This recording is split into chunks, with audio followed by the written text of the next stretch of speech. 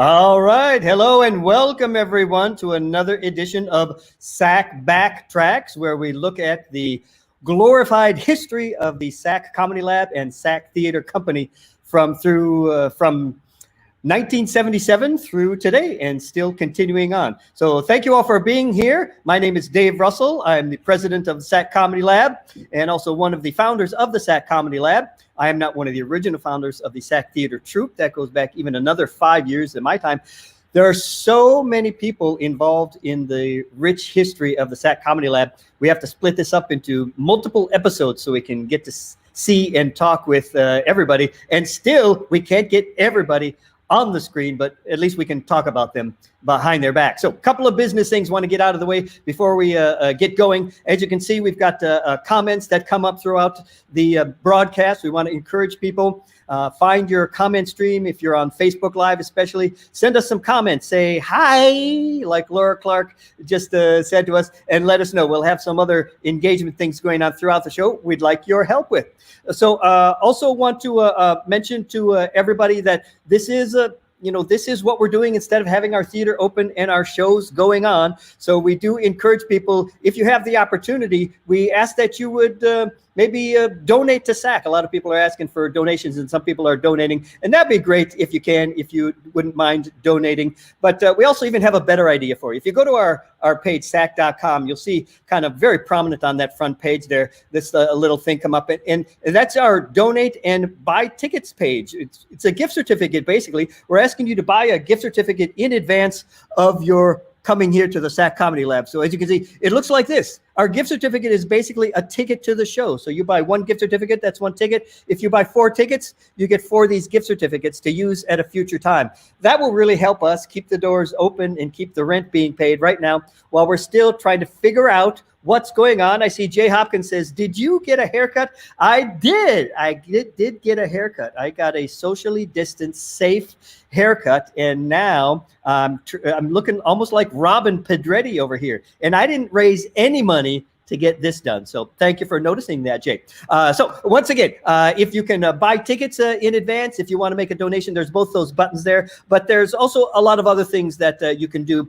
We can also help us by sharing this and all our live stream broadcasts. So this is a great idea or opportunity right now. Share this broadcast right now. You can just click a button. I'm sure there's a share button somewhere. I don't exactly know how it all works with Facebook, but you can direct them there. We're going to our Facebook Live page. It's SAK Comedy Lab /live. That's where you get them to go where you're going. Tell them you're having a great time. You're getting to see the wonderful people from the history of SAK, and hopefully they'll join on the broadcast as well. We do a little contest. If you are one of the sharers, we have a random drawing from all the people who share from week to week, and then we have a little prize. Now, our prize here is a little bit different. Yes, see, we give this, we've been giving away, what is it? 6 rolls of toilet paper every single week. Last week, we had a big winner, and Sherry Longstaff was our proud winner, proud recipient of her 24 mega toilet paper roll. So thank you, Sherry, for listening in. And hopefully everybody else is listening in as well. I don't do this by myself because there's a lot of buttons to push and a lot of things to get to the screen. So I want to acknowledge and bring to the screen my friend, John Valinas. Are you there, John? John Valinas. Come. Hi, Dave. John. This is John Valinas from the comfort of his own home. Yes. As I am from the comfort of the SAK Comedy Lab. So of your own home. I don't think you've left since mid-March, Dave. I just stay here. I got everything I need in a close proximity. So if people are wondering, there is a shower at SAK Comedy Lab. So Dave he smells fine. Yeah. John, I haven't found the shower yet. So thank you for pointing that out. He does not smell fine. I lied. But at least we don't have smell-o-vision there. So John, helping to push all the buttons, getting all the people we need to the screen. Thank you. He's probably going to go into the green room or the backstage area again. Thank you, John. Dave. Thanks for having me. We'll see you on the other side. It's a very, very fun lineup tonight. This should be a good time. Good. All right. All right. So one other thing before I bring some people out, set up the little game we play here. It's called the Hacky Sacky. I don't know if you guys are familiar with the game, the traveling game. You try to make up a little rhyming couplet of words. You give a little clue, and then hopefully somebody will spew out the clue. So like example, if it's like something where if you're in the forest and you say something happens with the guy who's running the forest, he's almost getting attacked by a bear. We would call that ranger danger. So those are the two words. I'll give you the clue. And he obviously has toilet paper and scissors, but we'll probably have to restock. Yes, you'll definitely have to restock the concession counter because, I just love Pepsi. T. Robert Pygott says, it pains me to not play Hacky Sacky tonight. Also, Steve Pernik, who's going to be on the show, will not be playing Hacky Sacky tonight. They're so good at this game that I had to actually get them to be guests on the show so they would stop playing the game. You can play in your head, but you guys are so good and so quick at it. I tried to make some challenging ones this time. But if you're a winner, if you're a SAK person, I give away like free beverage when you come to SAK, but they don't care. So I give them a little parking stub, a parking ticket next time you come to SAK. But if it's somebody from the audience, you can get a free beverage. Hopefully you bought one of those tickets to SAK, and then when you come, you can actually get a free beverage if you're answering these questions right. I'll give you the first one as soon as I bring our first couple of people out into the broadcast. But once again, what we're talking about today is the kind of the crossover at SAK Comedy Lab of the Comedy Warehouse and SAK. Now, the Comedy Warehouse actually opened just about the exact same time as the SAK Comedy Lab opened. I think they were even a little before us. They actually opened a little before the SAK Comedy Lab. But over the years, there are people who were resident at the Comedy Lab who crossed over and were able to do some fun shows and work here. And then there were a number of folks, SAK folks, who actually went over crossed over onto their other side to do that as well. So give you a reminder of the SAK timeline here before I bring these folks up here, and so you know what we're looking at. So this is about the range from 1991, I think, is where we are, to there we are. So we're talking 1991. When the SAK Comedy Lab opened, to basically today. Some of these crossover folks are still working with SAK here today. So those, again, are the folks that we're going to bring up. I'm going to bring our first two to the, Darlene says, I caught the holiday show at Comedy Warehouse when they did the reunion. That's another, we'll get them to talk about that. After the Comedy Warehouse closed, it resurged. Is that a word? Resurged. It surged again and came back to life at the Disney MGM Studios, I believe. Well, I'll get them on to tell you all about this. I want to bring two people to the broadcast that are very important to SAK and very important to the Comedy Warehouse and very important to me. In addition, this is Steve Pernik and Kelly Holden. Let's see if we can say hello to them. Hi, Steve Pernik. Hello. I'm sporting my COVID beard. I look like Robin Pedretti.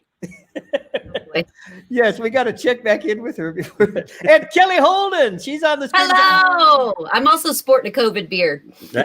Yeah, What's his name? Hey.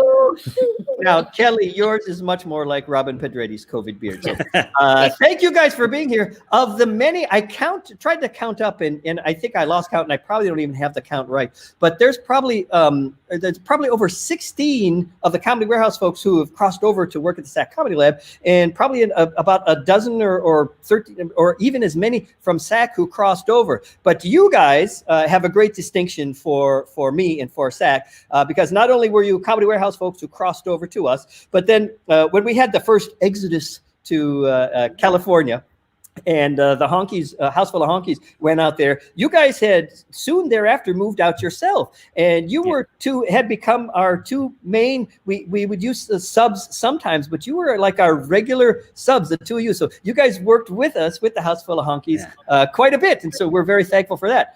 So we were the fifth and sixth Beatles, we like to say. Yeah. Yeah. We would, yes. We like not immediate family, but your favorite first cousins. Right. You are favorite first cousins. Well, let's start this off by having you guys, I want to hear your story of kind of your origin story of where you came from. But if you don't mind, I'm going to get my first hacky sacky contest going. So Steve, again, I'm so sorry to say, Steve, that you can't play on this because you're on the screen. So let me first of all see if I can, let's see, I think the timeline's up there, but let me get that up there and I'll switch that to our first one, which is going to be, this is the first clue. No, not that one. That's not the first. That's the Comedy Warehouse group. Look at that. Yeah. Very good. Oh, that's not it either. Okay, I got to work on my. All right, here we go. This is the clue for the. Oh, look, John. Thank you, John. Here's the first clue for the first. Hey, it's a hackety sackety. And Steve, as you know, that means there are 3 syllables in each word. So this is what someone might be called if they were just one among hundreds who hurt others.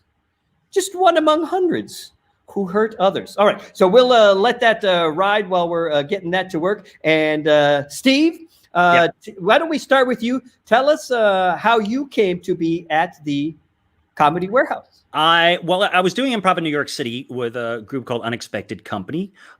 People you also might know in that group: Mary Thompson Hunt, Mark Lehner, who's going to be out in just a little while. We became friends with Chris Oyen, who was at Chicago City Limits at the time. Then he had a bad parting with Chicago City Limits, and he started using Unexpected Company for his corporate and different things.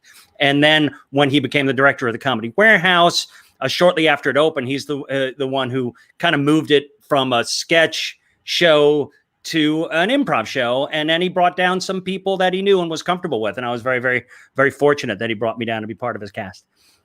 And that's my Comedy Warehouse origin story. Do you want my SAK origin story? We'll come to that in just a moment, but let's go to Kelly for where did you come from? How did Orlando Comedy Warehouse find you? Well, I was a classically trained actress in the Renaissance Fair world. And Gary Izzo ran a Renaissance Fair up in upstate New York, where you would do improv all day long. And so he came and was a director for Streetmosphere, which was a show at Disney. So he hired me to do Streetmosphere. And after 1 year at Streetmosphere, Chris Oyen was like, let's bring her over to the warehouse. So I sort of did a lateral move there. All right. That sounds good. He stole you away. There's lots of stealing away going on in this story tonight. Oh, yeah. And Steve, what are you sipping there? What are you drinking tonight? What are you? Oh, okay. So this is, that's a good question. This is vodka, pink lemonade, and prune juice. No lie. I call it the okay boomer. Very nice. Very nice. Hope you like it. Yeah, we especially like the jokes. I'm sure we'd like the drink. So I'm going to pull up a picture here so you guys can see. This is now I'm jumping ahead several years, kind of 18 years later from the opening of the Comedy Warehouse. This was a group cast picture at the closing of the Comedy Warehouse. So this is a culmination of several cast members throughout the years. Many had moved on and came back for this. So this show ran 18 years, which I always loved boasting to people that means 19 years. See, I missed a year there. Yeah. That means it ran longer than many Broadway shows. It had a very long, successful run of shows. So congrats to you guys. Now I'm going to pull up another shot of these are the folks who crossed over from SAK to the Comedy Warehouse, from Comedy Warehouse to SAK. So obviously you guys are among these folks here. And of course, the other people we'll be seeing today. So these are all the folks some of the folks we're going to be talking about today. I'm going to show this next slide here, which are the SAK to Comedy Warehouse crossover folks. Now, these are a bunch of people who started at SAK and made their way over to the Comedy Warehouse at different times and different origins. So let's just get you guys talking about what it was like for you when you kind of got, this is the to SAK origin story. How'd you find SAK? How'd you connect up? And how'd we first get you over to the SAK stage? My very, very first night at the Comedy Warehouse, I met a sub who was in that night named Dan O'Sullivan. And instant friends, just thought he was the greatest guy in the world. And we loved working together. And at that time, the Comedy Warehouse, I think they might have been off Sunday and Monday nights. So and there was a Monday night rehearsal thing that was happening on a regular basis with the ensemble at SAK. And I had already seen SAK. I came and saw SAK. When I saw SAK, I just fell in love with Claire, as probably every male improviser does. And I also, Dave, I thought you were the funniest man I'd ever seen. You did a character who was a little boy with a puppy. I'm trying to remember if you were named Jesus or your puppy was named Jesus. The puppy, I remember the puppy was. Yes. Oh my God. The puppy, I remember that. So all right. So on a Monday night, I'm off from the Comedy Warehouse. Dano says, come to our workshop. I get to the workshop and Morgan announces at the beginning of the workshop, we have a keyboard player here named Cindy Bright tonight. So let's make it a musical workshop. Has anybody led or does want to lead a musical workshop? And nobody raised their hand. And me, the new guy who didn't know anybody and nobody knew me, said, I can lead a musical workshop. And everybody just went, yeah. And it was just SAK. I mean, that's why you love SAK. It's just the most yes place, the most open arms place. That was my entree into SAK. Nobody knew me, and everybody gave me 100% of their trust. And ever since, one of my favorite places in the world. Oh, wonderful. All right. How about you, Kelly? I think I have Steve to thank for bringing me to SAK. I think it was through Steve. And I think Steve misled them over at SAK and said, you should have this woman come play. And yeah, I'm pretty sure it was you, Steve. And I remember my first night, the biggest thing I remember was I was just like energized, and you used to have all that free candy in the green room that you would throw at people, and I ate too much and I probably had some nerves going, and I was on stage doing that thing, and Claire Sarah looked at me in the scene and went, "Don't you ever stop." And that has literally been kind of the defining moment of our relationship. She's one of my best friends to this day, and like every year there'll be a moment where she'll look at me and go, "Don't you ever stop." And that was the beginning of a Thelma and Louise type relationship. Yeah. But we're glad we're glad you never stopped. I just put a couple of most. Sophia. Ooh, that's impressive. That is nice, but it's not correct. But that is a great abusive reclusive is a good play on it. So that's good. I'll give you a John says nope. I'll give you a clue in just a second. But these are just two groups. You both are in each of these groups here. Do you guys remember when these were? Do you know when these took place? Now, I'm not in that top shot. That is pre me. Yeah. So this is going to be 91 or 92, that top shot, because you still have Larry Buckland there and Sheila Hamm and a couple of people that left. And Becca Allen, the beautiful Becca Allen is in that. Yeah, yes, indeed. Another of the SAK to Comedy Warehouse people who crossed over. We lost Becca several years ago, but so we're remembering her on this Memorial Day as well. Great, very good. And then let's see, I think I have some more. And the bottom shot has to be later because Paul's in that. And and so that's got to be like 94, 95 at least. Yeah. Oh gosh. Now, is one of these in is that one on the left? Is that a sketch show or? That's from Wonderful World, which was how we would open the first show of the night. It was a little sketch that it was very much like It's a Wonderful Life. It's a Wonderful Life. And this is the beginning of, I think, a long history of Steve and I playing fake married people. Yeah. Although I'm not sure that we're married in the picture where you are. On the right. Yeah. That's good. That's from Awful World. So we have one. Yes. When the Comedy Warehouse first began, it was a book show. And it took a little less than a year, I guess, for them to sort of transfer over to becoming an improv show. But it was a transition. So some of the sketches and things that had been in the book show originally hung on and had a life even during the course of the improv show. It was improv and sketch, and then finally, ultimately, just improv. Right. And we're actually going to have some kind of harking back to that original show as well, as we bring on some of the other guests as well. So great. Very good. And that's wonderful. Steve, you and I were talking, and I thought it was really interesting. So I want to have you talk about it again, about the idea of coming to Orlando. And in most cities, actors don't work. Yeah, it's true. So Orlando was rather extraordinary, especially in the very late 80s and early 90s, because they started labeling it what was called Hollywood East, and there was a lot of film and television production here. So you got a lot of quality people from out of town going, this could be a destination instead of New York or Los Angeles. And then between Disney and SAK, we wound up having something here that you didn't even have one of in a normal city, which is a working improv company that works all week long and pays its people. And not only did we have one in town, we had two. We had the Disney one for the tourists, and we had SAK for the locals. And it was a pretty amazing thing. I remember when we would have tournaments, Dan O'Connor coming to town from what was then Theater Sports Los Angeles. And he stayed with me. He couldn't believe, and he said he would talk about me for years after that somebody could actually make their living doing improv and buy a house doing improv. I was some kind of mythical tale he would tell. Yeah. Yes. Health insurance benefits. It was like amazing. Yeah.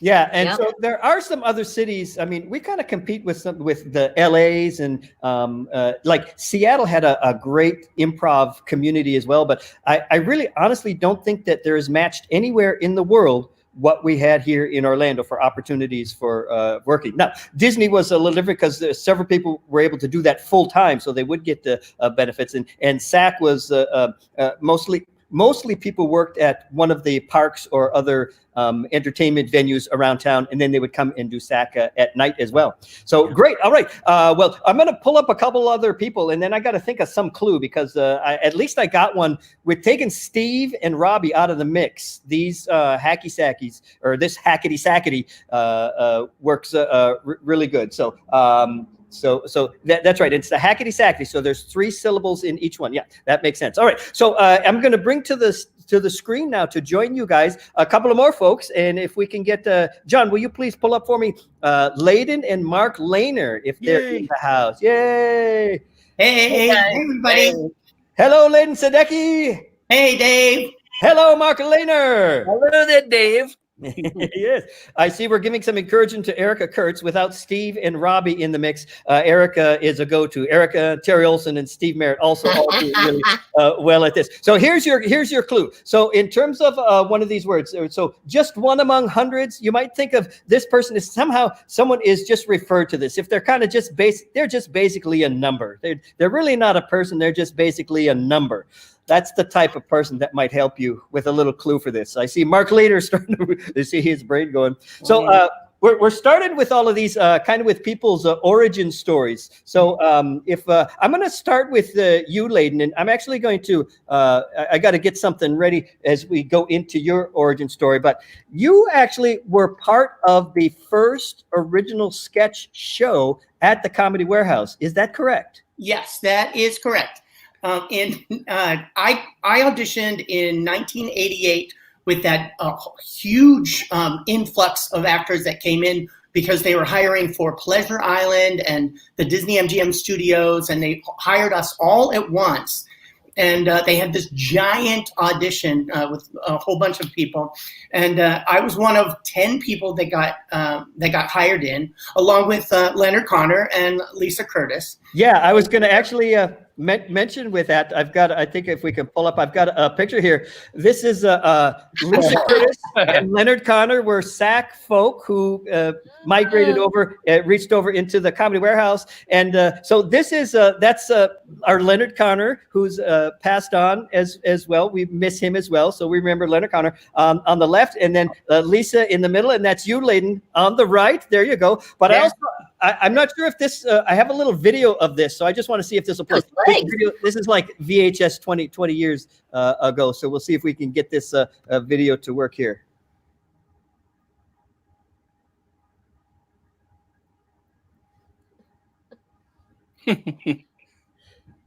Video's great. Yeah, this is Budge Threlkeld. Oh, Budge. Let's hear. Oh, no audio? Can you hear it? No, we can't hear the audio. The interest-friendly Disney World employee. There you go. Yeah, it was a supercalifragilistic spoof. Yep. Yes, it did. And that looks like Henry Brewster. Oh my gosh. Very good. All right, so I'm going to turn that. So, Layden, you can tell us a little bit more about that. I'm sorry, the sound worked in our tech run, but it's not working now. So, but Layden, so tell us how that experience ran. Where did you come from? You got to that experience, and then I was a spunky show kid. I was doing musicals and outdoor dramas and Shakespeare down in Miami, and we drove up from Miami and went to the audition here. And we got involved in this show, and it was crazy.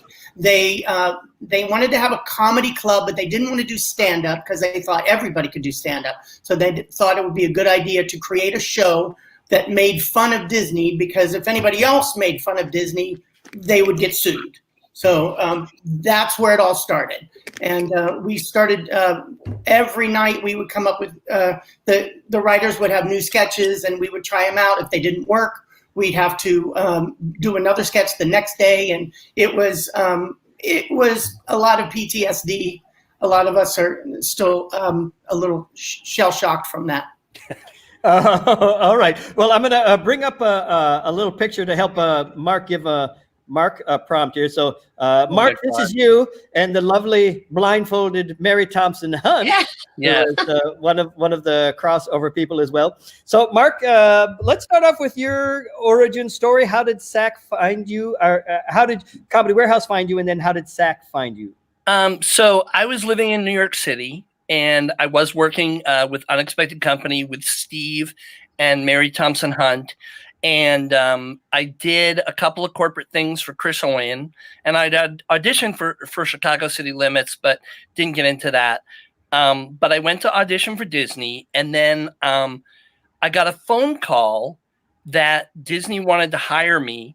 Oh, no, actually, I got a phone call from Chris saying, Disney's going to call you, and you have to like either accept or reject the offer in 24 hours. So I accepted it.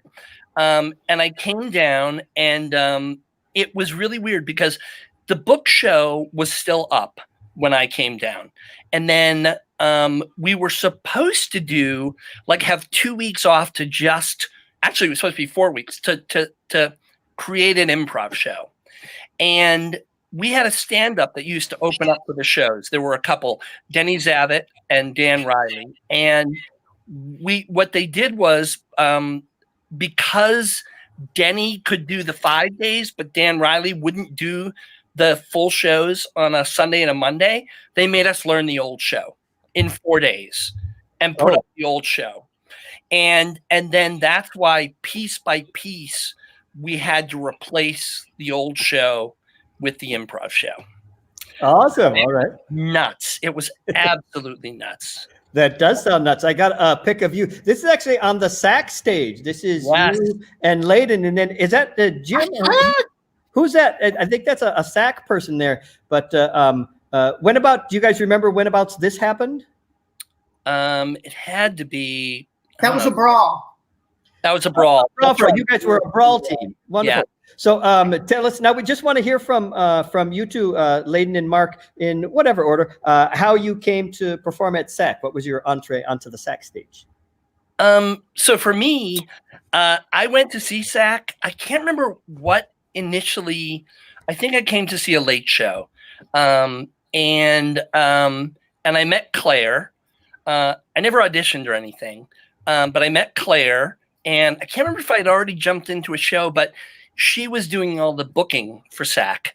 And so a lot of times Wayne Brady, when he was still at SAK, would get a last minute gig because he was, doing really well. And so I would get a call from Claire, like in the afternoon saying, can you come in tonight? Because I was off, I think, Thursdays and Fridays or Fridays and Saturdays. And so that's how I started at SAK in 1990. And I think I pretty much subbed for Wayne mostly. So very different flavor when I would come in. And then one of my favorite memories of SAK was doing the improvathon, where we would it was a 24-hour improv marathon. And I think I was on in like a 2 to 3 a.m. slot. And it was so bizarre. It was just so bizarre. It was during Fringe, I think. And it was just one of the weirdest experiences I've ever had. But I continued to work with SAK until I moved back to Massachusetts. So not often, but consistently, like from 1990 to like 2.5 years ago. Yeah, Morgan says that improvathon was a 72-hour improvathon, and I always remember you're always springing back up at the SAK, and I knew you were still subbing at Disney from time to time. So that's great. You also mentioned the Fringe, and I do want to give a shout out to the Fringe. This was Fringe Week, and Fringe just ended today. They did a wonderful job having a lot of online performances. Some of our SAK folk have been able to integrate with that as well to do that. So congratulations to Fringe. We hope you made it somehow through so that we can get you back next year. But I can see this clue is still up here. So if you remember, this is the clue was a type of person who is just a number, not really a person at all. But if you think the word masochistic, you would be in complete opposite of what we're talking about here. There's another clue for you. I got it. I'm not gonna say it. I'll give it to you. I'll give it to you, Mark, if we need that other one. But somebody's going to get it quick. Now it's just a matter of who can type the fastest. So, Layden, tell us more about your entree to SAK and talk about your California experience, because there's a lot there. Right. I came into SAK. I did what Mark did. Is because we were working 5 nights a week at Comedy Warehouse, it was so hard to get over to SAK. But we did the improv-a-thon because everybody said, just come after Comedy Warehouse. And it was like 2 or 3 in the morning. People were wearing pajamas and there were people in the audience. But I just remember working with Claire, and she was so welcoming and so accepting of all the craziness and all that stuff. She's such an amazing performer. Loved working with her. And I also did a Trendy Britches. I know I did a Trendy Britches. I can't remember. Steve knows. Yes. But, yeah, and I did one of those sketch shows. Mhm. And I really remember that the Miracle on Church Street. That was the Christmas show with the giant couch. Yeah. And I never laughed so hard in my life. I thought it was one of the funniest things I'd ever seen. Such a funny show. Wonderful. Well, he brought up the Trendy Bridges, so I do want to talk about that for just a minute, because that was a great mesh of people from not only Comedy Warehouse and SAK, but other Disney people as well. And I know that Steve, you had mentioned that your kind of initial connection to SAK was through Dan O'Sullivan. Yeah. And you and Dan O'Sullivan had just Adam gets it, a sadistic statistic. That's what you would be. That's right. If you were just one among hundreds who hurt others. So way to go, Adam. I know Adam has been playing a lot of these, and I have confused Adam by messing up the rules to this. So he actually got that one right. That was the hackety sackety. Yay, Adam, well done. I'm not sure which you'll probably want a beverage or a voucher or maybe both. I don't know. Very good. So anyway, we're talking Trendy Bridges. Yeah. You and Dano kind of were the father mother behind this. So, Yeah, we conceived this as sort of a side hustle, and it was a regular. I think it was Monday night, once a month, where we opened it up to instead of improv, let's see what we can put together sketch wise. And a lot of people started stepping up and doing some amazing sketch work. Boy, that's when we started seeing how deep the bench was over at SAK. You know, people were just bubbling up. Next gen people like. Then Jay Hopkins and John Hunter and Chuck Snyder put together a group called The Living Room, and they were writing just killer stuff. And we had some writers come and just hand SAK people things. And Dave, you would take sketches and just run with them.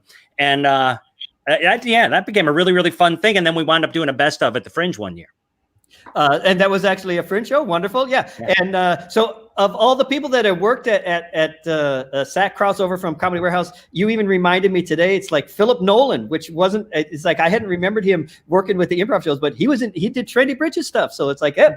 Krista and I did a sketch for Krista that show as well. Yeah. Yeah. And, Krista's a great one for us as well. I don't know if she did a lot. I think she did a few of the improv shows with us, but actually used Krista a lot as a great vocalist, as you all well know. Yes, a lot of one our of the best things, we kind of highlight a signature thing with some custom music and songs. And so she helped us with a great one of those, especially we did one for Mayor Dyer, kind of a Mayor Dyer roast. She helped us with that. And also Robbie, who you're going to meet in a little bit here. So, okay, well, that's great. So here's how we're going to work this, since I still have more people that I want to talk to. I'm going to bring on our next 2 guests, and Mark and Layden, we're just going to kind of drop you guys back in the green room, but don't leave, because there's like an extra spot. So I'll bring people in and we'll kind of tag team and as stories come about for the day here. So thanks for coming in. Now, our next 2 guests that we're going to have on today, we just mentioned one. He actually did the 7 o'clock a show for the check-in today. He did it, but he's constantly working at the SAK Comedy Lab still. So that's one of the wonderful things. Both he and Layden are still doing shows on the SAK Comedy Lab to this day, and ideally into the future as well. So going to bring him to the stage. Let's get Robbie Pygot to the stage. Hi, Robbie. How are you? Hi, everybody. Hi, Kelly. Oh my gosh, your hair is fabulous. Oh, it's a little long right now. But I love your beard. He's got that beard working. We get the Monday beard check with Robbie every That's Monday. right. I trimmed it. Now, also, we're going to bring to the screen here another wonderful Comedy Warehouse performer. And again, this is another awesome, beautiful vocalist that the Comedy Warehouse was so great for all the music stuff that you guys would do from time to time. So we would try to find you guys and use you for our corporate things as well. Her name is Lisa Glaze. And again, she too is still consistently and continually working with SAK Comedy Lab on our corporate shows, and even is found on the stage from time to time. All right, so let's see. We're not hearing Lisa. Just a second. We'll see if we can. I whispered. Yo. You're still talking. That's all right. Like, oh, that's too close. Back it up. Back it up. Well, Lisa, apparently that's the only way to shut me up is for someone else to start yelling at me to shut up. We're going to start this off again with our origin stories. So how did you find Comedy Warehouse, and then what was the transition into SAK Comedy Lab? So let's start with you, Lisa. Robbie, you pointed the right way. Good for you. Who, me? Yes, you. What's your story? Okay. Well, I first started at SAK. So that was like in 2001 or 2002, I think. I was taking classes. I found SAK. I remember going on a Disney cruise, and there was a show called Barrel of Laughs. And I think Lauren Pritchard was in it, and I know Pernik was in it. And I went to every show. I'm like, this is awesome. So then I found SAK. And that was like around 2001, 2002. Already said that. And then, golly, Jen Bascom was leaving Comedy Warehouse, and I somehow got over there. They said you had to get in, somebody had to die. And she didn't die. She just moved to LA. It's like dying. When you move to LA, you're dead to us here in Orlando. That's you can't afford to eat in LA, you're going to die. But in Orlando, you can eat it all. And you can live on even in your dead state. So Lisa, I thought you were Comedy Warehouse first and SAK second, but you were SAK first. I did not know that. Yeah, it was S. Start the whole thing over. I got to switch you. You're on the wrong graphic. I'm going to have to switch you over. And also, let me bring up. I got a couple of shots for you. So, Robbie, this is you in there. We've got Layden in that pic, and Steve Pernik, who you guys are all seeing on there. But also, your wonderful, accomplished musician who would play mostly at the Comedy Warehouse. That's Carol Stein there, and then also that's Jennifer and Matt Horho and Jennifer Broussard in the background there. And then let me showcase one more pic here. This is Miss Lisa highlighting. This is Lisa with Mary Thompson Hunt on the left, and then you guys. And on the phone, you guys always had the phone comedy that you would do there. So that's you on one of those things on the phone. All right, we're popping over to Mr. Robbie Pygot. How did you make your way to Florida? You have a roller skating background, which I got to ask you to tell a little bit about that as well, because I'm sure everybody knows it, but just in case. Okay, well, I left college after 2 years and moved to New York just to become a musical theater actor, and luckily got work right away. I toured the U.S. with a children's show, and I got to visit Disney World, where my aunt and uncle were working as actors. And then I toured Europe with West Side Story, and then from there got a European production of Starlight Express, Andrew Lloyd Webber's show on roller skates about a boy's dream about his train set. So I did that for 2 years in Germany, met my husband, moved back to New York, and then they opened Starlight Express in Las Vegas. So the two of us went to Las Vegas and got to open it at the Las Vegas Hilton. We did it for a year there, moved back to New York. And I didn't have any work, but my husband was doing Miss Saigon on Broadway. And then I got an off-Broadway show, but we wanted to get out of the city for a while. So my aunt and uncle were working at Disney World, and we thought, well, why don't we go try our time down there? And we auditioned and got jobs. I started doing the Hoop-de-Doo as just a sub, and my husband was doing the Pocahontas show at the studios. And then I did Doug Live and Superstar Television, a bunch of shows. And then I was at Hoop-de-Doo full time when Layden got moved actually from Comedy Warehouse to Hoop-de-Doo.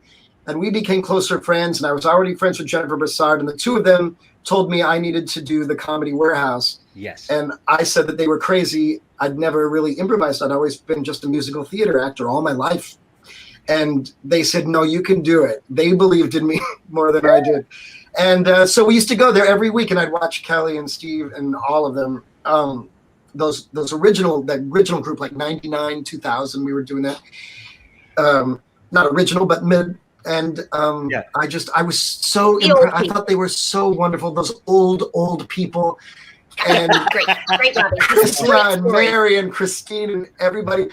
And finally, I got the guts to audition, and I got help from them, and I watched enough shows that I luckily there's Lisa and I doing a convention show together once.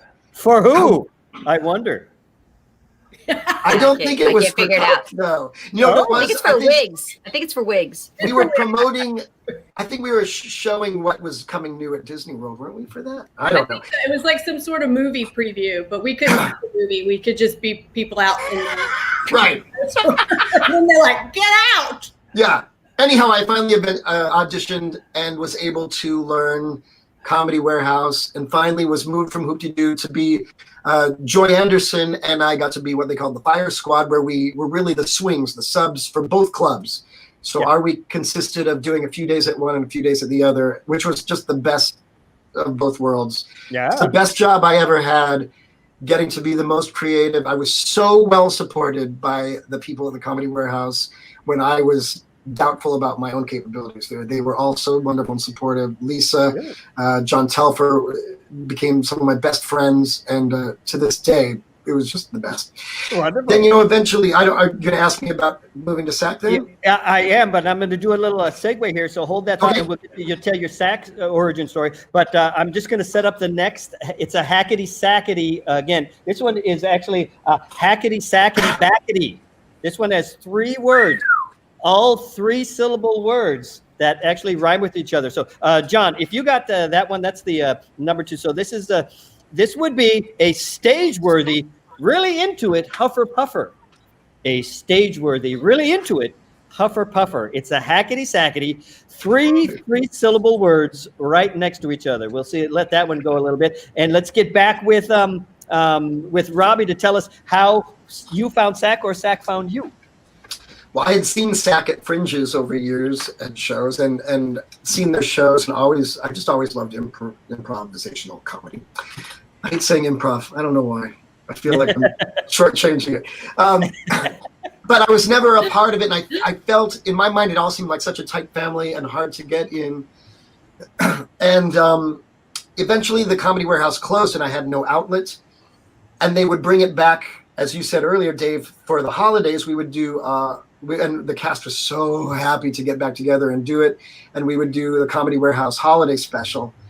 And Mike Carr was working at Monsters, Inc., and so he was known by Chris, the director. So I think that's how he got pulled into that, as well as Jim Doyle. Both of them had worked at SAK, but they were pulled into the Comedy Warehouse Holiday Spectacular.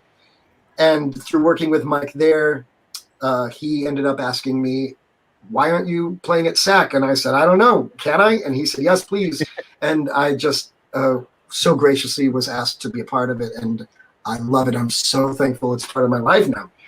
Yeah. Now, Robbie, you've been in so many of the SAK specialty shows that we do. That's very awesome. So, were you in the Pepe cast some as well? Were you doing it? But you do guerrilla theater, right? Yeah. And the musical show that's going on now. Yeah, Lights Up, the improvised musical, our only long form right now. And so that's just great to see you. You're just everywhere. You have a successful Fringe show that you had last year. That was really cool and going thanks. on. Did you have something planned at Fringe this year, or did you do anything virtual? No, I was just going to be a spectator. I was going to be there all day, every day, and just watch everybody. I love to go see as much as I can all the time. So that's what I was going to do this year. Yeah, I was just noticing with all this rain that we had yesterday and today, it's like, oh, that's how this kind of that final party would have been. It's like there's always like one day where it just rains and rains and rains, and this would have been the day. So I don't know, a silver lining or whatever. I know it's very sad, but we're already, you know what? They're going to hang up their wet clothes today. They're going to get in their offices tomorrow. And they're going to start working on the 30th Fringe Festival, which will be next year. I think, is that right? Next year is the 30th year, or was this year? So that'll be great. All right. Once again, reminder, this is, oh, look at that. Susan Holland Rayford. This is a bit, the dramatic fanatic asthmatic. That is Way to go, Sue Holland. For a stage-worthy, really into it Hufflepuffer. I think Steve Pernik and Mark Later were probably back. I got this one. I can do this.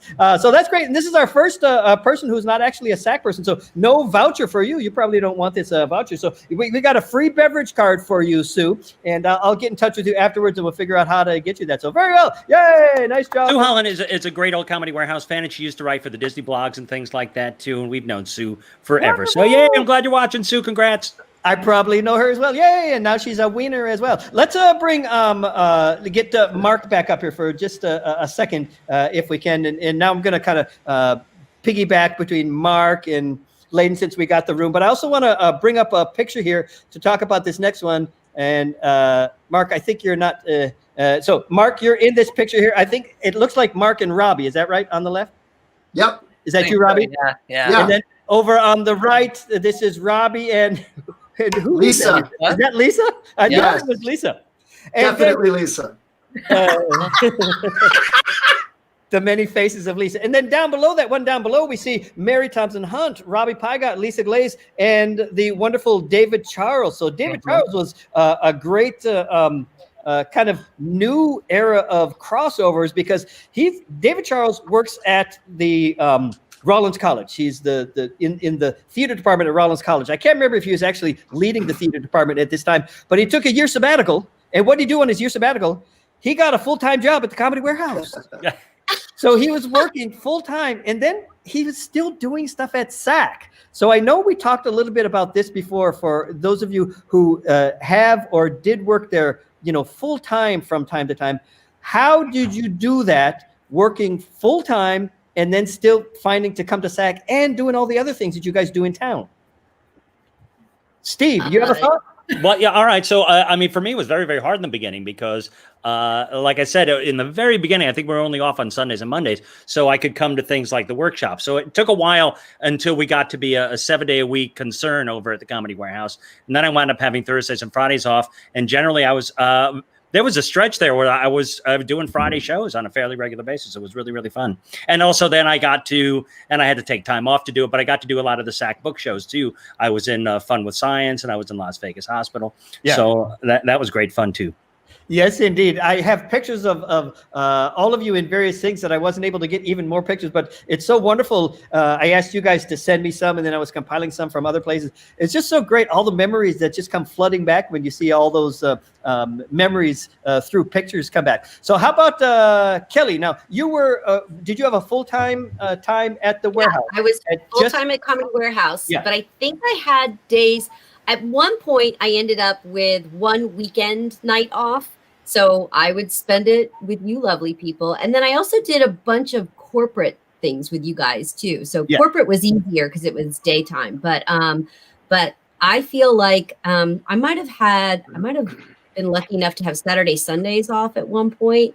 And then also sometimes we just take a vacation day or whatever. But yeah, it was mostly just the luck of getting a weekend night off. Right. And as you can see, can you see Can't stop the improv? Can't stop it. As you can see, the Claire's her previous oh God, there was she on here.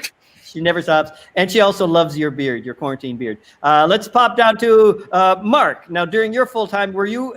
Did you do that? Were you working full time at the warehouse and doing SAK? Yeah, I mean, the way the warehouse worked was the club was open 7 days a week, but everybody had 2 days off. So, and you would do 3 or 4 out of the 5 shows. Some nights we did for a little chunk of time, 4 shows, Sunday through Wednesday, and then the rest of the week 5. So I at some point had Thursday, Friday off, I believe. And that's why I was available, and I love doing it. I mean, I love doing Comedy Warehouse. It's the best gig I've ever had. It was such a incredibly tight ensemble. There were a few years there where it was just every show was just so strong. And Steve and Kelly and everybody, the trust and Layden, the trust and sort of shorthand that we had with each other, and the love. We would, when we had days off, we would when they were like cleaning the stage, we would go away together, to actually be together. But SAK was great because SAK, it was just absolute love, absolute acceptance, and just a chance to kind of fly a little bit without the sort of crazy corporate support that we had at Disney, because it made the show very different energy for sure. It was also not quite what I was used to in improvising. I was used to something a little grittier, and SAK was that little bit grittier for me. And I just loved everybody. Claire, I see you in the thing. Claire, thank you for calling me in so much. I appreciate it.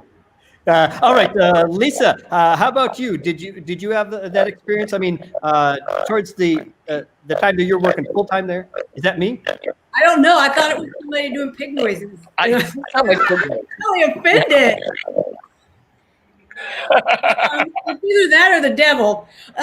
So no, I did not work too. I'm very lazy, and I can only focus on a few things at a time because I already have distraction issues anyway. So I have to do one or the other. Well, thank you for your honesty there. Let's bring Robbie on, and then if you don't mind, see if you can, John, see if you can get Layden on in the background there too. So Robbie, we just lost Robbie.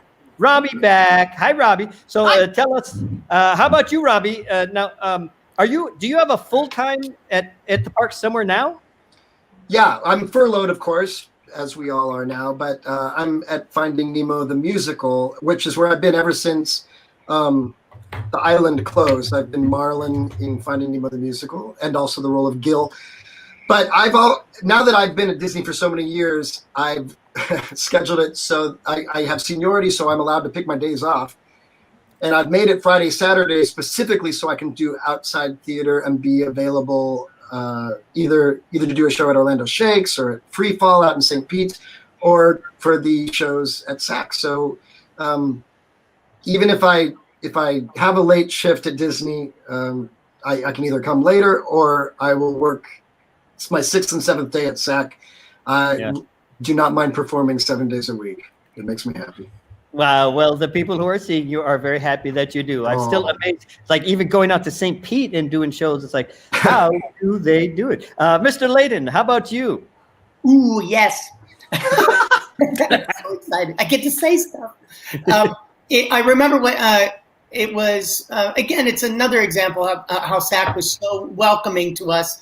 I remember at a Fringe festival, and James Newport and Megan White were in line for a Fringe show.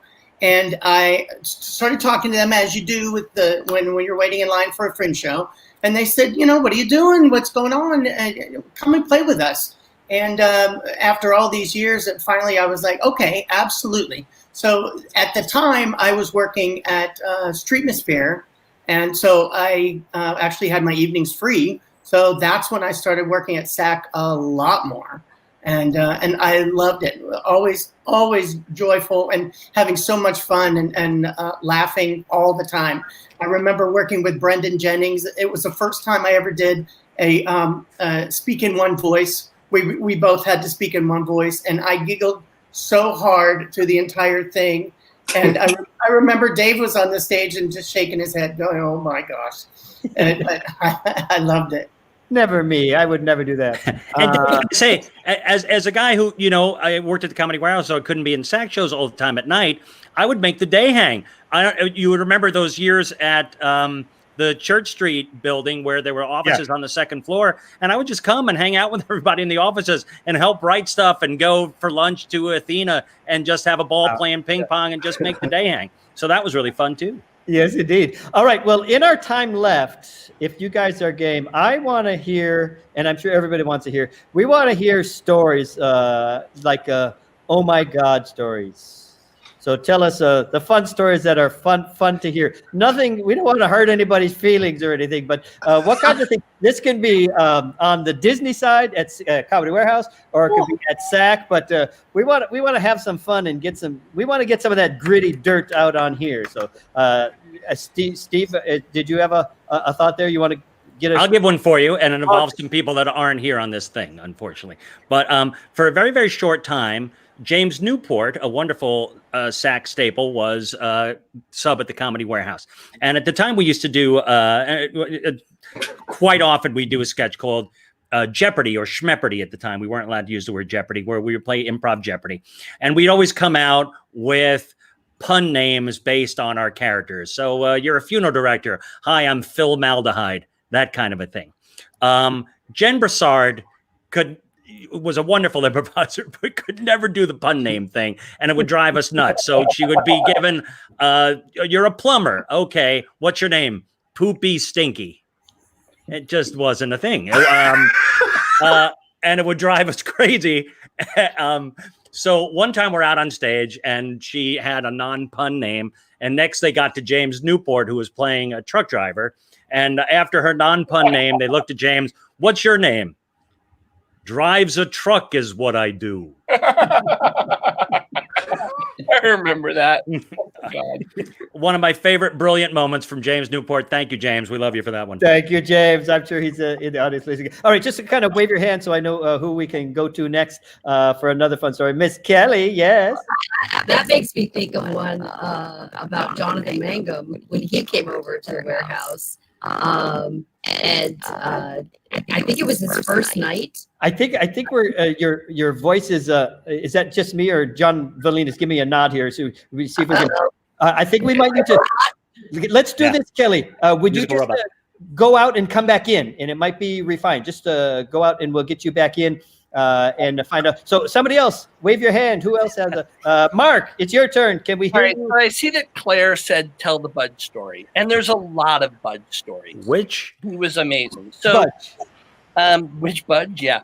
So Budge and I were doing something we did called cliche, which was, I believe that's what we were doing, which was we would get one person would go outside, we get a cliche from the audience, then they come in, people give clues, we had to guess. And we had a group, we didn't know it, but of mentally challenged young adults up in, and if anybody's ever been to the Comedy Warehouse, there was like the main house, and then up, there was sort of like this area we called the Alps that was up above. And every time one of us would talk, we would hear this sound, like, and so finally, Budge goes over to the little railing that's up there, and he says, "I don't know what's up there, but I'm going to put it down and kill it." And then we found out afterwards, and he happened to say, "Well, why didn't they tell us we had a bunch of waterheads in the audience?" Which was like, oh my God, oh Budge. Oh, all right. So, Layden, I'm going to have you hold on to your story just a second because I'm going to bring Kelly back to tell hers, and then we'll get you up to tell yours. So let's try it again, Miss Kelly. How's it going? How do I sound? Oh, beautiful! Wow, that was a good. The terrible thing is, as much as I'm an improviser, I have a terrible memory and can never repeat jokes. So I'm going to need help on this. But do you remember? I think it was also a Schmeppardy, where Jonathan Mangum's answer, and this was right after Henson had passed away. And, Steve, you got to help me out here. The question was, what's oh God, what's in the ground or something like that? And Jonathan Mangum's answer was Jim Henson's rotting brain. It was like the worst thing anyone could have said. And the audience kind of went, oh. Good night, everybody. Do you remember this? Oh, yeah. Yeah. I don't Jim remember Henson's rotting brain or rotting skull or something like that. Yeah. We all were like, no, that's right up there with Mickey Mouse. No. All right. So, Layden, I think you had your hand waved or raised a moment ago. Yes. Because that story reminded me of another story. And this one was when we were doing shows at Comedy Warehouse, and it was Halloween. Yeah, they all know. And on the stage, we had a bunch of pumpkins. that were set up on the boxes and on the stools that we had to give it a little Halloween flavor, a little autumn flavor. And in one of the shows, Mary Thompson Hunt, I hope she's watching, Mary Thompson Hunt was getting ready for another improv game or something. And she took one of the jack-o'-lanterns, which was not a real pumpkin. It was, of course, a Disney Ceramic. Right. And she lifted it up, and she was still focused on the show. And she lifted it up and she set it down on another box. And without looking, she sat down on the box that the jack-o'-lantern was on, not realizing that there was a candle, an electric candle that was in there lighting the jack-o'-lantern. Which had a hollow bottom. Right. And she didn't realize, and she sat down on this electric candle.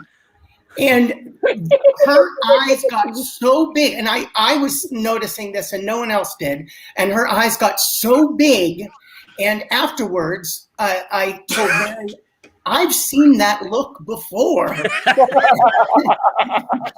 She said after the fact that I guess the little candle kind of just poked a hole right through her pantyhose. literally went right. Well, anyway. She never broke the bulb. It's amazing. No, Thank God.